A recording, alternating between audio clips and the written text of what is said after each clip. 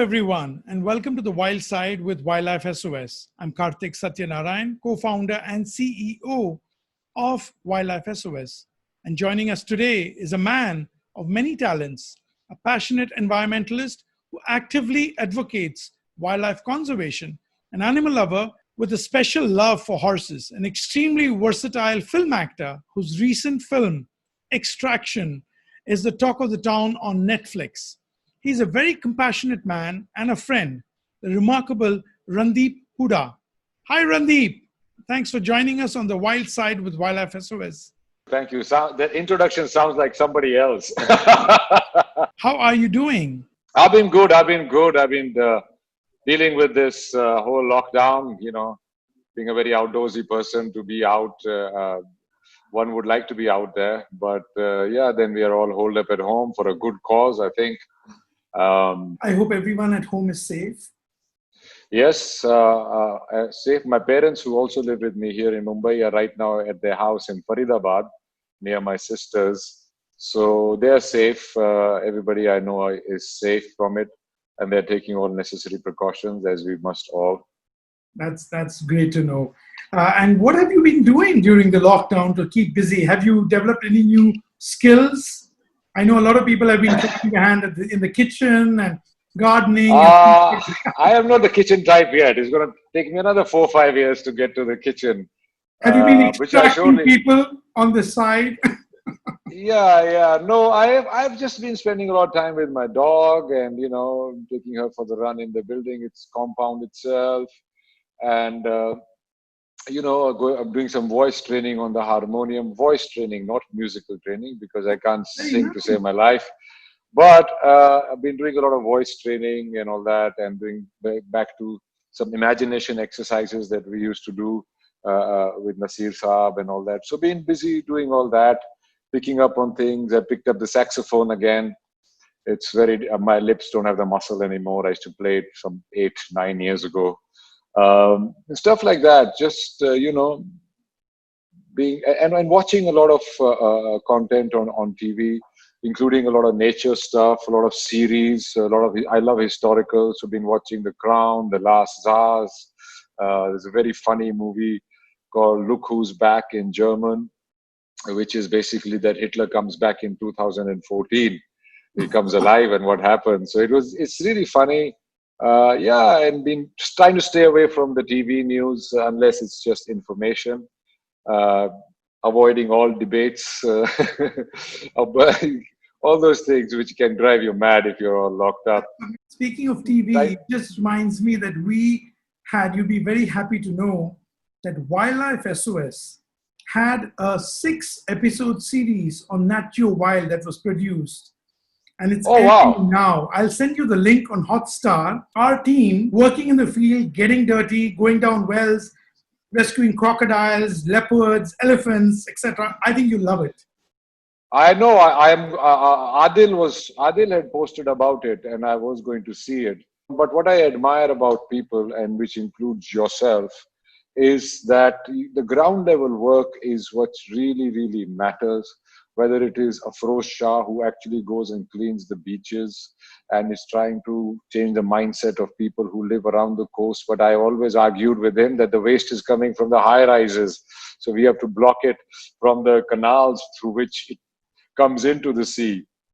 So he's probably going to get to it in his own way. Or like yourself, people who are on the ground and do stuff. Many years ago now, I think, I don't know how long ago, I had started this hashtag called Heroes Without Makeup, in which Afroz was one of the first people I discovered, along with Khal Said and some other wonderful people. So I felt that I was very frustrated that there was nothing good happening in the world. Every newspaper you open, every TV channel you open, there's always bad things happening. And I thought, who's doing the good part? So then I started researching, and I found 50 such people about who I talked about. And they were really making ground level difference. So the next part of it is I'm going to do only on environment, because since then environment has become environment. Uske pehle to nature tha. Very true. And, during this lockdown, you'll also be delighted to know that our team has been working round the clock throughout the lockdown period to ensure that we've been responding to calls. And while I think the lockdown was a great time of relief for these animals because, they could get out, and we got calls about leopards in temples in Mathura, a Nilgai antelope in Noida, and civets inside colleges and schools and things like that, snakes in vehicles. So our team was working round the clock to kind of get these animals out of these locations. See, these places which you mentioned are the natural habitats of these species, and we have built around it. So they are always there. A lot of these videos that have been shared are not even from this lockdown, but it's very good that people take it like that. Earth as a whole has started breathing. The air pollution has gone down, water pollution has gone down because of the shutdown across the world. It has given a moment for the planet to breathe, really. And all these animals which have come out, they have just come out probably exploring where these humans go. Where this loud, clumsy animal that walks on two legs and wears things around its skin, where did these people go? But it has been a great breather. I really hope and wish that collectively, from all these informations being shared, collectively as a human race, we come about after the introspection and knowing what we are doing to nature, collectively come back to it with some sort of more responsibility, more sympathy, and more knowing the fact that nature doesn't need us. We are the ones who need nature. You're absolutely right. I think combined with that is a complete disrespect towards nature and her creatures. This disconnect that has happened. I think it's time for people to also wake up and realize that we've got to treat our neighbors, which are the birds, the animals, the insects, the snakes, etc., with more tolerance and more respect. And I think that will also help, certainly. I think what happened to human species was we thought that it was in nature and its bounty was so much, we took it for granted because there was so much of it. We thought it's a never-ending resource, but it has. But, a counterpoint to that in terms of having a discussion about it and make it more interesting for somebody who's listening is that you cannot stop development, but to have some knowledge and to realize that a holistic solution is required is the thing. So all these things put together is where we are at this stage in conservation. Awareness, there is a lot of awareness already. Now we need some ground level work. We need some actual changes. You cannot change the world, but you can change one thing at a time. So people like yourself and other people should come forward and take up individual projects, areas, and work towards them. This whole holistic screaming on the top of your lungs about saving the environment does not so much as it's made out to be.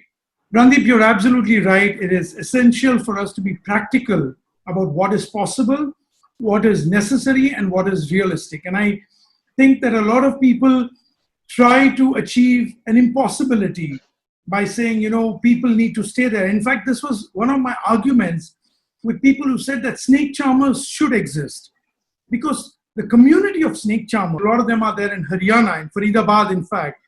Yeah. People have the same dreams as you or I. They don't want to be ridiculed by people because and carry a snake in a basket and use a bean or a musical instrument and fool people. That's not what their desire is anymore. Their children don't want to do that anymore. They want to move to cities. And so one of the projects of Wildlife SOS is to rehabilitate communities like these and give them alternative livelihoods. You will not believe it, out of about 400 staff that we employ currently in Wildlife SOS across India, about 40% of our staff are from such indigenous, marginalized communities. That's very good. To exploit wildlife. This is another thing that I feel, we cannot just disregard their traditional ways of life unless we can holistically change it. Like, for example, a lot of these resorts in these tiger places, I always thought about it. Okay, this is my village. I sold my land and I was the top of the food chain here. Now these people have come in. Now I'm cleaning their floors and washing their dishes. How does that instill a sense of pride or anything in people? So there has to be a holistic situation like this to actually cause a change. And I feel like, for example, this whole slogan of "Save the Tiger." It's been going on for years, and yes, we have saved the tiger, but the tiger is not not going to go survive longer if people there are in constant conflict with with this animal. So what do you have to do? You have to save the tiger people. Tiger people, I mean by tiger people, I mean the locals who live in direct contact with the tiger. They can act as your senators, as your chowkidars, or as your guards, without being even in a uniform, because they know they appreciate what they have.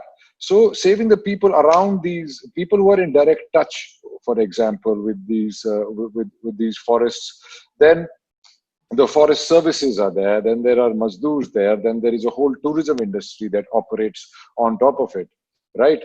So there are all these people around a tiger habitat which in some way or the other make their living off the tiger. So this socio-economical dependence on nature is only going to help nature, and that is what we have to aim towards, to save these people in socio-economic terms, and they in turn will save the tiger, because sitting in a city you can only do so much or say so much or do so much. These people are the ones who can, and that's where the attitude change lies. Randeep, you're an ambassador of equestrian sports, and your love for horses is heartening. How did all that begin? How did your love affair with horses start? My love affair actually started with the buffalo and dogs, and then भैंस के ज़्यादा दीवाने थे हम. मैं school से भाग के, I remember from my window, I was in LKG or whatever. I remember from my window there was this green space and a pond next to our school, and I could see it from my window. And there used to be these buffaloes half lying in the water, and I used to always feel like, "Arey yaar, I want to go lie with them." And then I used to run away from the school and go to my village and hide in the barn, so to speak. So it all started from there, and then Sholay had a big role for me to start liking horses. That whole chase of the dacoits behind the train. Then Clint Eastwood, where he sat on a horse. And then I went to a sports school in Sonipat called Rai, Sports School Rai.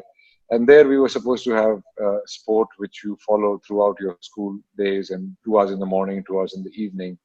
And I got into swimming because of my sister, but I had chronic bronchitis. So I joined horse riding, which was also there in the school. So I started with that, and then I did my first nationals from there, junior nationals. It was then called President Estate Polo Club competition next to Jawaharlal Nehru Stadium. So it started from there, and then I did not ride for about 18, 19 years after I left the school. And one day I saw Nasiruddin Shah Saab. I was rehearsing a play that he was directing.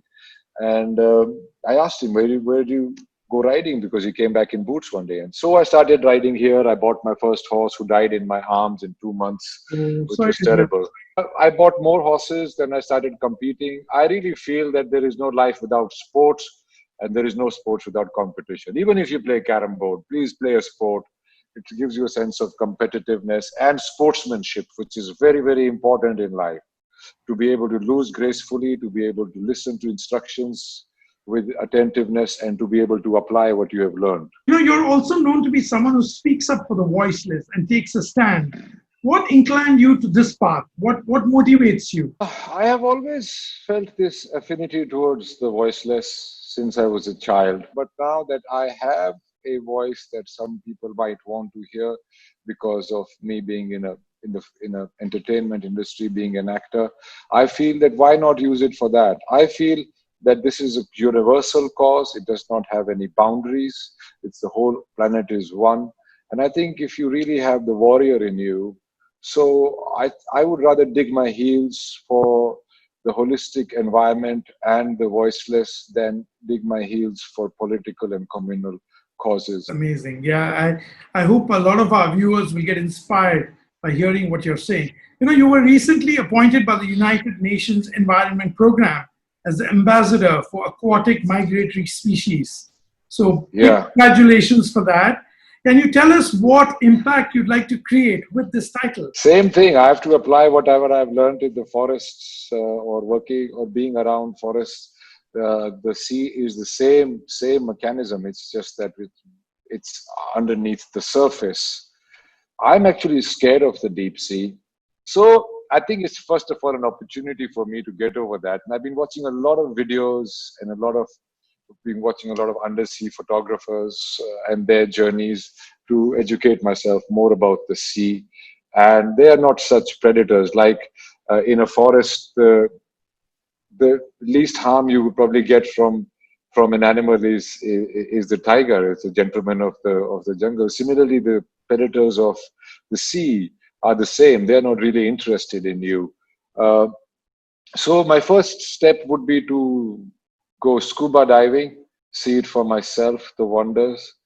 When this thing opens, I'd already planned for it, but then this thing closed down. Start some underwater photography, visit places of importance, especially in India, where the Ridley turtles beach, because they are a part of the CMS migratory species, and go to UAE, see the dugongs, and then I started recently.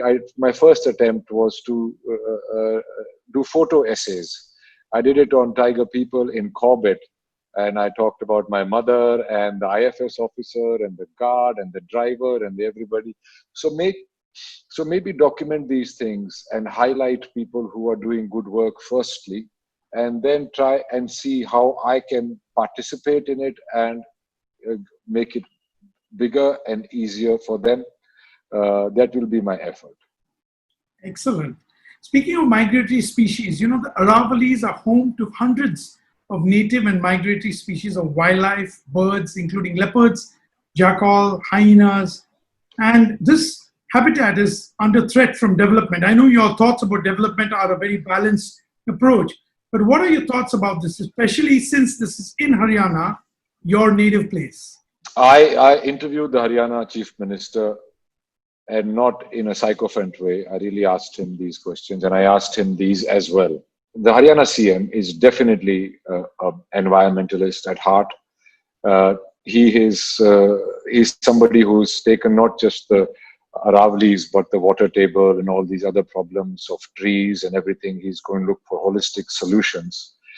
So I questioned him on it, and according to him, he said it's a draconian law which was passed in 1900 about the Punjab Haryana Land Act. Haryana to thai nahi usko. So he said that has to be amended, because if it does not get first of all, he said, I will go by whatever the Supreme Court says. I said, great. I also can't argue. You can't argue. He can't argue. So it's not something that he says, I'll follow the Supreme Court thing. But he said what he feels about it. Now, herein comes a debate in my own head, and something which other people should also be aware of. He said that there are a lot of farmlands, a lot of already constructed buildings and infrastructure and all these MNCs in part of Gurgaon, which would then come into this. He said, I cannot wipe all of that out. That is going back 30 years. So we are trying to find trying to find a balance in that, and not to have encroachment in what is now Aravallis as left as it is. So I asked him that there were a lot of other structures that have come into it, and he said, we are going to shoot them all down. But he said, I'm awaiting the Supreme Court verdict. And Dusra, that this law has to be amended, because if it is applied, we cannot selectively apply it. If we apply it across the thing, a lot of infrastructure and buildings already will go under it. So it's his problem as well. But what I did understand is that he's game for it, and I assure you that I shall be following it up with him as well. There is an elephant issue right now, which is a man-animal conflict created by habitat encroachment and other stuff, which has happened in Kerala, where this elephant was fed. I think it was meant for a wild boar. They did it to save their crop. This incident does not happen overnight. It's years and years of crop destruction and other stuff that this thing happens. So I think having very strict punishments for people who indulge in such things, and a holistic sensitization, education, of the people around these areas is where it's going to help. Absolutely, very well said. And it involves education, creating a Yes. lot of awareness around those areas, combined with high levels of punishment, which show that if you do wrong, you've been warned, but now if you repeat it, then you will have to face the consequences. Now, on a lighter note, we will move to our next segment of the show called the elephant in the room. What is your spirit animal? My spirit animal is probably a tiger.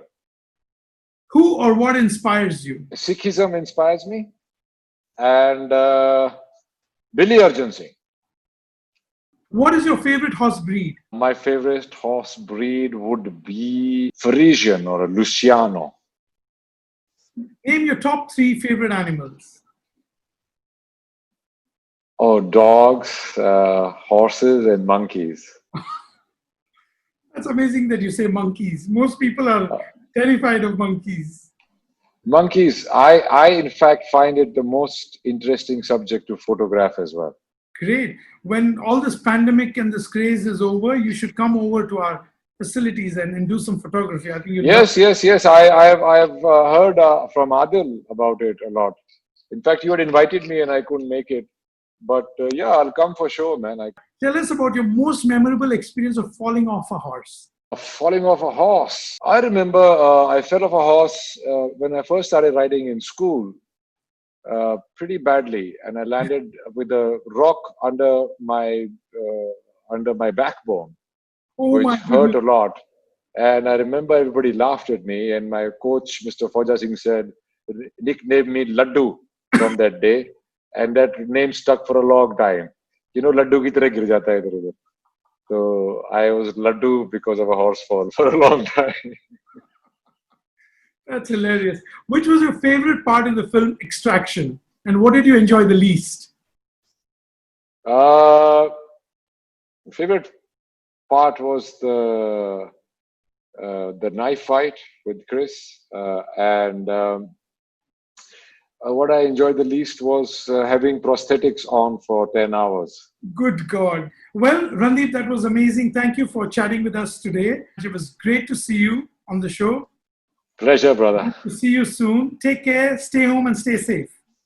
Well, that's our show for today. But before we go, I'm going to take a minute to just tell you that the COVID pandemic has driven people off the streets.